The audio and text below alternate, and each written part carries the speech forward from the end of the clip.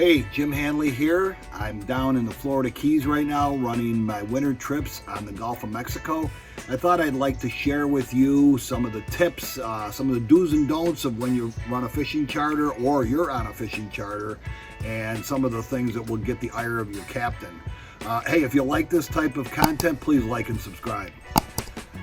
Some of the things that people do on charters, we just sometimes scratch our heads. And if I'm not here in the Keys running trips, I'm running them on Lake Erie during the summer for smallmouth and walleye. And I've been doing it since 1978. So I've seen just about everything, but sometimes people come up with new stuff. So anyway, thought the first thing I would share with you is when you are fishing and you go to put your hook away at the end of the day, or when you're ready to move, your captain says we're going to move, do not put your hook into the eye of the hook. That's ceramic right there. You don't want to do that because it'll break it, crack it, scratch it, and you'll have a mess. If you got to put it in there, put it into the frame. It's a little frame that's right there. That works great. Or if your rod is so designed it has a little keeper right there, stick it in there, tighten it up, run to your next spot and do that. When I see that, I'm always checking the guides because they're ceramic and they can scratch and then the line breaks and you have a mess.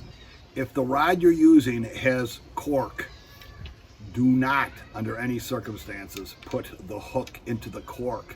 That breaks it up, it messes it up. The captain will just have a big chunk of cork missing out of it. A lot of people do it, and it's from the old timers I mostly see, guys my age whose grandfathers or fathers stuck their hooks in the cork. That's a no-no. Cork is on here for comfortable feel. It's lightweight, keeps your hands warmer.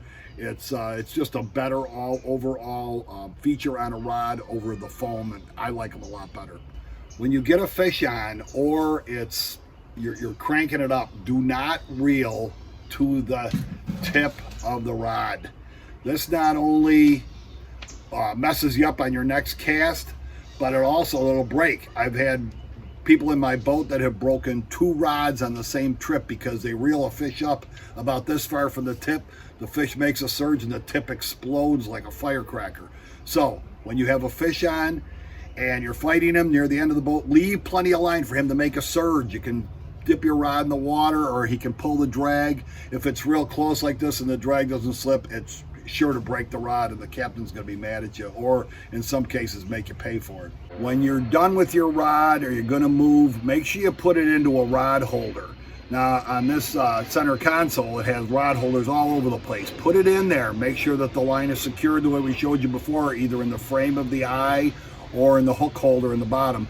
Put it down there. Never lay your rod down in the boat, whether you're by yourself or on a fishing charter. Never lay it on the floor. Don't lean it against the gunnel. It'll get stepped on or leaned on, or if the boat shifts, you'll break it. So that's a real big way to get your guide mad at you. When you're out with your guide, ask him if you can bait your own hook, because sometimes they get busy. I have 4 or 5 people in this boat and I get super busy. I'm tying hooks, I'm netting fish. If you're so inclined or you want to learn, ask him, do you mind if I bait my own hook? I love it when people do that because it really saves me time. We catch a lot more fish.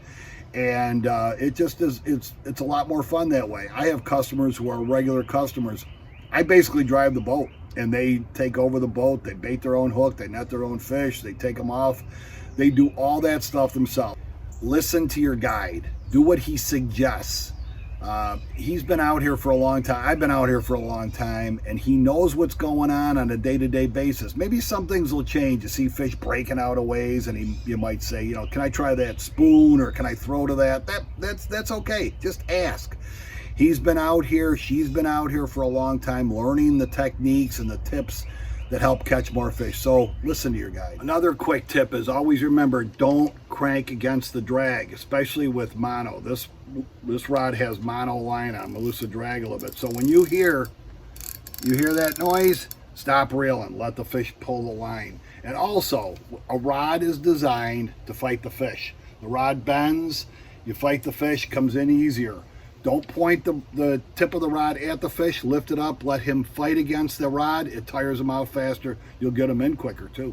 When you have bait on your hook and you put your rod down, never leave the bait in the water. I have had customers just put the rod down. I tell them a million times, pick it up, pick it up, pick it up. One guy, I told him 12 times, don't put your rod down. On the 12th time, a big smallmouth pulled it in, and about a $350 rod and reel went overboard, and it was gone, and I made him pay me. You know, normally I wouldn't do that. If it only happens once and it's by an accident, you're not responsible. But when you can't listen to instructions 12 times, then I guess that's what happens. So anyway, I hope you enjoyed these tips.